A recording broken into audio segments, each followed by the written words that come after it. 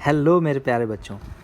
तो आज हम लोग स्टार्ट करेंगे 11th मार्च के शिफ्ट 3 का पेपर। ठीक है, SSC CHSL 2017 के प्रीवियस ईयर पेपर्स की सीरीज़ में हम लोग तेज़ी से आगे बढ़ रहे हैं और आप लोग भी तेज़ी से मेरे साथ आगे बढ़ो। ठीक है। अच्छा देखो, जब भी मैं प्यारे बच्चे बोलता हूँ तो दो चीज़ें मन में आती हैं। एक बार तो जैसे आप लोग महाभारत देखते हैं ना, तो उसमें शकुनी मामा जो रहते हैं वो पूरे टाइम ऐसे ही बोलते हैं ना, मेरे प्यारे बच्चों। तो वो स्टाइल भी मेरे प्यारे बच्चे ऐसे बोलते हैं ना, तो वो एक चीज़ याद आती है। और मैथ्स के जो विजार्ड सर हैं राकेश यादव सर, वो भी इस तरह से ही बोलते हैं, तो थोड़ा सा अजीब भी लगता है इस तरह से बोलने में। लेकिन कई बार ऐसा होता है ऑफलाइन क्लास में या फिर इवन ऑनलाइन में भी, बोलते बोलते जब फ्लो बन जाता है तो फिर जो भी अच्छा लगता है, जो भी दिल को ठीक लगता है, वो हम लोग बोल जाते हैं। लेकिन ठीक है, मैं भी अपनी चीज़ें आप लोगों के साथ थोड़ा थोड़ा शेयर कर रहा हूँ, तो आप लोग भी अपनी चीज़ें शेयर करना, जो भी आपके मन में आता है वीडियो देखने के बाद आप बताया करिए कि आपको कैसा लगा। ठीक है, चलो तो स्टार्ट करते हैं। ये क्वेश्चन है आपका, क्या कह रहा है देखो। फर्स्ट क्वेश्चन आपके सामने है, आपको कंपेयर करना है, असेंडिंग ऑर्डर में लगाना है। अब देखो ऑप्शंस को, इसको देखोगे तो या तो ये बोल रहा है कि ये सबसे बड़ा नंबर है जो कि बीच में है, या फिर इधर साइड देखोगे तो ये सबसे बड़ा है, या फिर ये सबसे बड़ा है। ठीक है, तो ये वैल्यूज़ आपको निकालनी है। आसान क्वेश्चन होता है। 4 3 3 है तो एलसीएम कितना आएगा 12, पावर 12 से मल्टीप्लाई कर दोगे तो ये बचेगा 6 की पावर 3, 3 की पावर 4, 4 की पावर 4। 4 का स्क्वायर 16, 16 का स्क्वायर करोगे तो 256, 3 का स्क्वायर 9, 9 का स्क्वायर 81, 6 का क्यूब 216। तो सबसे बड़ा कौन है? 4 की क्यूब रूट 4। तो क्यूब रूट 4 कहाँ पर है सबसे बड़ा? यहाँ पर आपका सबसे बड़ा है। ठीक है, तो ये आपका लास्ट पार्ट करेक्ट आंसर हो जाएगा। नेक्स्ट क्वेश्चन बोल रहा है 9 से पूरी तरह विभाज्य है एक नंबर, तो आपको बताना है x के स्थान पर सबसे छोटी संपूर्ण अंक संख्या क्या हो सकती है। तो क्या होगी भाई? देखो 9 से डिविजिबल है, तो आपने कहा 9 से डिविजिबिलिटी के लिए 6 और 3 9, 5 और 4 है तो 4 9 है ना, और क्या हो जाएगा 7 और 2 9, 5 और 4 9, तो बचा क्या? 6 बच रहा है। तो 6 में क्या जोड़ें कि 9 बन जाए? तो आपने कहा 3 जोड़ना पड़ेगा, तो सबसे छोटी संख्या क्या हो जाएगी? 3 के बराबर। अगला क्वेश्चन क्या है, आपको बताना है x माइनस वाई 3 है, तो यहाँ से x प्लस वाई का मान कितना आ जाएगा? 5 के बराबर। तो ये 3 है, ये 5 है, तो x का मान कितना आएगा? 4, और y का मान कितना आ जाएगा? 1 के बराबर। तो ये 4 और 1 हो गया, तो एक्स वाई का मान पूछ रहा है, तो ये गुणा करोगे तो ये 4 हो जाएगा। नेक्स्ट क्वेश्चन आपसे पूछ रहा है ये वैल्यू बतानी है, तो आप कैसे करते हो? देखो ये +6 है, ये 1000 -6 है, तो यानी कि इसका स्क्वायर -6 का स्क्वायर यानी 36। तो लास्ट में 0 0 में से अगर 36 घटाएंगे तो कितना बचेगा? ये बचेगा 64। तो यूनिट डिजिट में आप देखो 64 बचेगा, और क्योंकि घटा रहे हो तो बाकी सब संख्या 9 9 हो जाएगी, तो बी पार्ट इसका करेक्ट आंसर होगा। एक समबाहु त्रिभुज है, उसकी परिधि की त्रिज्या है ना, वो कितनी है? 12 है, तो ये आपकी 12 हो गई, तो ये इसका आधा होता है यानी कि 6, तो ये इसका करेक्ट आंसर हो जाएगा। यदि समबाहु त्रिभुज की भुजा 6√3 है, तो उस त्रिभुज की परित्रिज्या क्या होगी? तो भाई देखो भुजा ये है, तो यहाँ से आप क्या निकाल सकते हो? इसकी हाइट निकाल सकते हो, a√3/2, तो 6 × 3/2, ये कितना आ जाएगा? 9 के बराबर।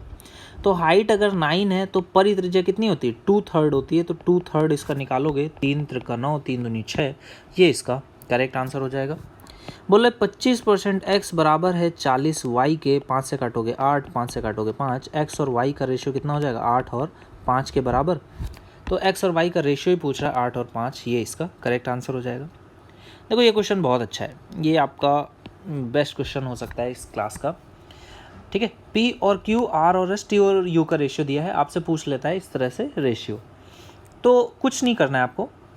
देखो p ऊपर वाले जितने भी न्यूमरेटर्स हैं, p, r और t, सबसे पहले ये जो देख लेना कि ये होमोजेनियस इक्वेशन होनी चाहिए, यानी कि पावर 1 1 1 ऊपर है तो पावर 1 1 1 नीचे होनी चाहिए।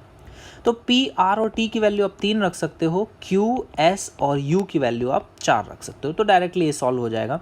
तो देखो p, r और t की वैल्यू 3 है, तो यहाँ पे जोड़ोगे 5 और 4 9 और 7 16, 16 × 3 आ जाएगा। नीचे में क्या है? 4 3 7 और 7 14, और u की वैल्यू कितनी है? 4 है, ये इसका आंसर हो जाएगा।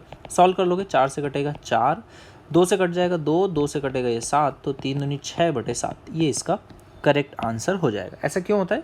क्योंकि इनमें एक रेशियो है फिक्स, तो ये रेशियो फिक्स है, तो मैं p को 3x और q को 4y इस रेशियो में लिख सकता हूँ।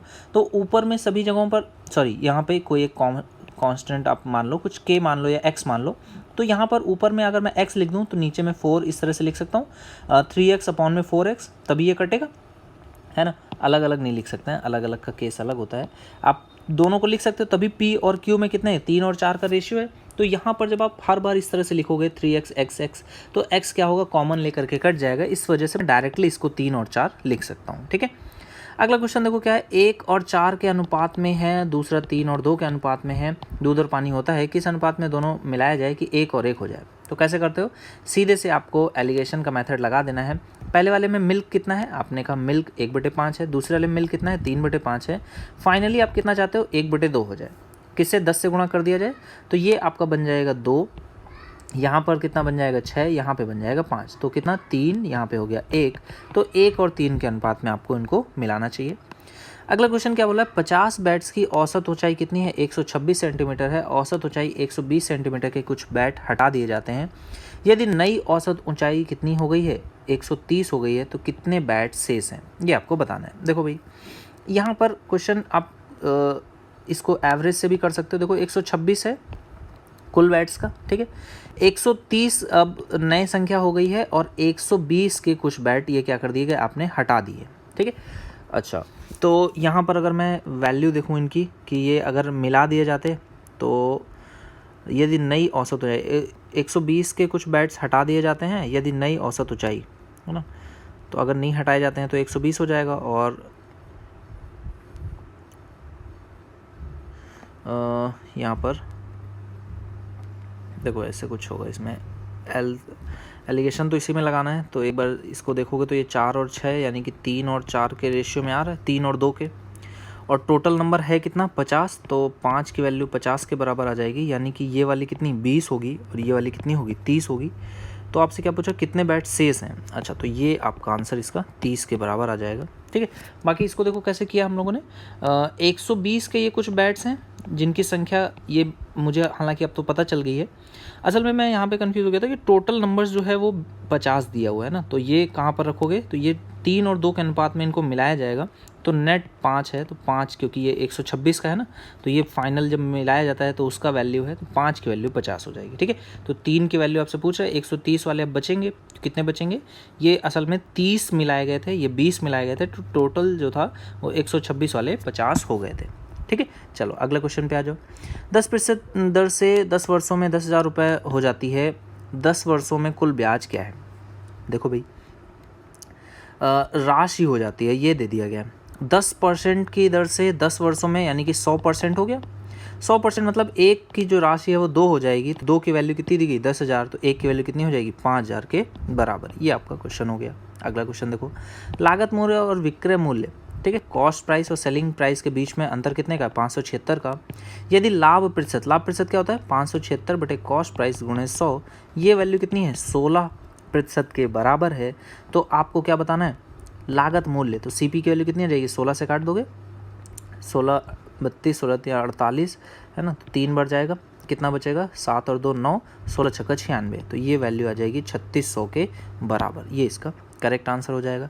अब से एक लागत मूल्य से 60% ऊपर अपने लैपटॉप की कीमत को चिन्हित करता है, यदि उस पर 30% की छूट भी देता है, यानी कि 100 की चीज़ है 160 पे चिन्हित किया, 30% की छूट दे दिया, यानी 48 की छूट दे दिया, तो 112 बचा, तो 12% ये प्रॉफिट कमा रहा है। अगला question, a² b² minus ab, और यहाँ पर है a³ और प्लस b³, ठीक है। तो ये आई थिंक पूरे में होगा, क्योंकि अगर हाफ में हो जाएगा तब तो कोई मीनिंग नहीं बनेगा इसका। तो ये आप बोलोगे a³ प्लस b³ क्या होता है, a plus B, a² plus b² minus ab, तो यहाँ पे ये कट जाएगा, तो a प्लस बी आएगा कितना 0.25 के बराबर, तो 1 में 0.25 स्क्वायर रूट के बाहर आएगा, तो 1 में 0.5 और 1 में 0.5 यानी कि ये 1/2, तो वैल्यू कितनी हो जाएगी 2 के बराबर हो जाएगी। नेक्स्ट क्वेश्चन देखो क्या बोल रहा है, P अकेले 8 दिनों में एक काम कर सकता है, ठीक है, और Q अकेले वही काम 10 दिनों में कर सकता है। दोनों एक साथ करेंगे तो 40 काम मान लो, 8 पंचे 40, 10 चौको 40, तो 40/9 ये इस क्वेश्चन का करेक्ट आंसर हो जाएगा।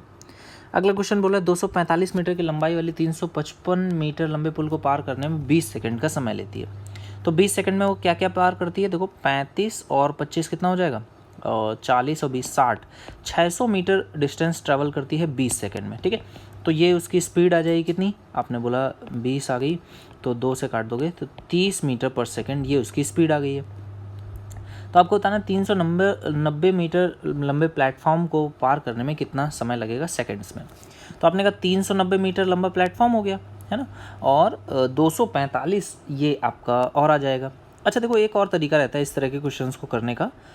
यहाँ पर टोटल कितना 600 ट्रैवल कर रही थी तो समय कितना लग रहा था 20।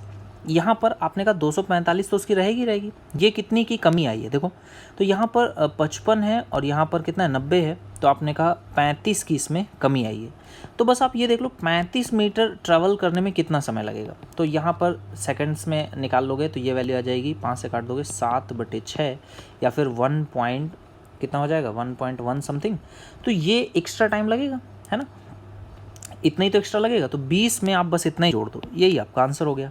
एक तो ये तरीका है, और बाकी आप करना जैसे बेसिक चाहते हो तो वो तो कर ही सकते हो, ऐसे डिवाइड कर दोगे 30 से तो ये भी आ जाएगा। ठीक है, दोनों तरीके हैं, बाकी ये वाला तरीका जब आपको समझ में आ जाएगा तो बहुत फास्ट करेगा आपको। ठीक है, अगला क्वेश्चन देखो, किस सॉफ्ट ड्रिंक का सेवन सबसे ज़्यादा किया गया? सबसे ज़्यादा सेवन कहाँ है? 380 पे, ये सी वाला इसका करेक्ट आंसर हो जाएगा। ठीक है, सबसे ज़्यादा किया गया और सेकंड हाईएस्ट पूछ रहा है भाई, है ना, हिंदी थोड़ा सा गड़बड़ा जाती है कई बार, तो सबसे ज़्यादा नहीं, दूसरे सबसे ज़्यादा दूसरे नंबर पे है ना, दूसरे नंबर पे सबसे ज़्यादा पूछ रहा है। इंग्लिश को देख लो तो ये हो जाएगा दूसरे नंबर पे सबसे ज़्यादा कौन सा है? 380 के बाद 340 यानी कि बी, तो ये इसका करेक्ट आंसर हो जाएगा। अगला क्वेश्चन क्या बोला? सॉफ्ट ड्रिंक ई के उपभोक्ताओं के लिए बी के उपभोक्ताओं का अनुपात क्या है? ई से बी का। ठीक है, अब देखो इंग्लिश में यहाँ पर सॉफ्ट ड्रिंक बी टू ई है ना, तो बी टू ई चलते हैं फिर। तो 340 और ई कितना है 280, तो 34 और 28, तो 34-28 का रेशियो कितना हो जाएगा? 17 और 14 का, तो 17-14 इसका डी पार्ट आंसर है। अब देखो यहाँ पे ये भी आंसर है, और अगर ई से आप बी पे जाओगे तो ये आंसर करेक्ट होना चाहिए, लेकिन इंग्लिश को ही ध्यान देना है। ठीक है, नेक्स्ट क्वेश्चन बोला है, पे सी के उपभोक्ता डी के उपभोक्ता से अधिक हैं, consumers are greater than D by, तो डी से कितने अधिक हैं बताना है भाई। सी के उपभोक्ता डी से, तो सी के उपभोक्ता कितने हैं? 380 है, डी के कितने 160 हैं। तो आप देखोगे तो डायरेक्टली आप कह सकते हो 200 अगर मैं जोड़ूं तो कितना हो जाएगा 360, अब ये 20 और जोड़ना पड़ेगा, तो 220/160, 220/160 है ना। अच्छा, पे सी के उपभोक्ता बोल रहे क्या? हाँ, तो पे सी के उपभोक्ता पे डी के उपभोक्ताओं से कितना अधिक है। अच्छा, रेशियो के फॉर्म में अगर लिखना चाहूँ तो रेशियो के फॉर्म में, ये लास्ट क्लास में भी एक क्वेश्चन इस तरह का था, तो 11/8 आ जाएगा। 1/8 ये वैल्यू कितनी हो जाएगी 1 + 3/8, और 3/8 की वैल्यू आपको पता है कितनी होती है? अगर मैं परसेंटेज में लिखूँ तो 37.5 है ना, लेकिन अगर ऐसे ही लिखना चाहूँ तो कितनी हो जाएगी 0.375, तो ये वैल्यू हो जाएगी 1.375 के बराबर। अगला क्वेश्चन बोल रहा है, पे ए के 20% उपभोक्ता पे ई का उपभोग करना शुरू कर देते हैं तो पे ई के उपभोक्ता बढ़ जाएंगे। देखो भाई, पे ए के उपभोक्ता 20%, तो ए का 20% कितना हो जाएगा 28, और ई के कितने हैं 280 हैं, तो 280 का 28 बढ़ेगा, तो ये कितना हो जाएगा 280 के लिए 28 कितना है 10% है, या फिर वैल्यू में देखूँ तो 0.1 है, तो ये 0.1 द्वारा बढ़ जाएंगे। ठीक है, अगला क्वेश्चन बोला है, एक आयत की लंबाई और विकर्ण क्रमशः है, तो आयत की लंबाई और विकर्ण, तो विकर्ण कितना है 13 है, तो वन साइड है, लेंथ ऑफ वन साइड है ना, लंबाई नहीं, यहाँ पे चौड़ाई होगा, क्योंकि लंबाई तो फिर लंबाई नहीं रह जाएगी, तो ये 5 अगर यहाँ लिखूँगा तो मतलब नहीं बनेगा ना, यहाँ तो 12 आएगा, तो 5 12 13 ये हो जाएगा। क्षेत्रफल ज्ञात करना है 12×5 = 60, ये इसका करेक्ट आंसर हो जाएगा। बोले त्रिज्या 28 सेंटीमीटर के अर्धवृत्त का क्षेत्रफल ज्ञात कीजिए, तो आपने कहा अर्धवृत्त का क्षेत्रफल कितना होता है ½ πr², और आपको पता है πr² 7 होता तो 154 होता है, यहाँ पर कितना 4 से गुणा किया गया, तो 4 × 4 इतने से गुणा हो जाएगा, तो अपने कहा यहाँ पे कटेगा 2, तो 8 बचेगा, 8 से गुणा करोगे 8 चौको 32, तो 2 आ गया, 3 हासिल लग जाएगा। 11 का मल्टीपल चेक कर लो, 8 और 2 10 -3 तो 7, ये मल्टीपल नहीं है, 2 और 2 4, 3 और 1 4, ये मल्टीपल है, यही इसका करेक्ट आंसर हो जाएगा।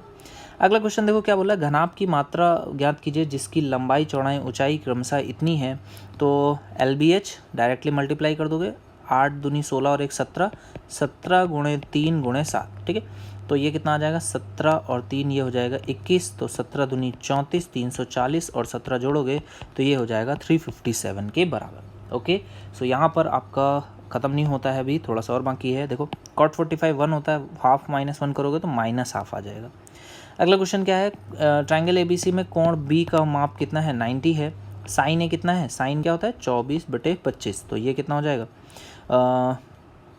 24/25 है, तो कितना आ जाना चाहिए, साइन ए का मान ये है तो 7/24/25 होता है, ठीक है। तो AB का वैल्यू आपको दिया है 1.4, कितने से गुणा किया गया 0.2 से, तो यहाँ पर BC की लंबाई पूछ रहा है ABC, है ना, ये हो जाएगा। तो B हो गया 90, A आपका ये गिवन है, तो BC की लेंथ कितनी है, इसमें भी 0.2 से मल्टीप्लाई कर दोगे, 24 दूनी 48, 0.2 करोगे तो 4.8, ये इसका करेक्ट आंसर हो जाएगा। तो ये आपका यहाँ पे पेपर कंप्लीट होता है। तो मिलते हैं फिर नेक्स्ट वीडियो में। Thank you for watching guys.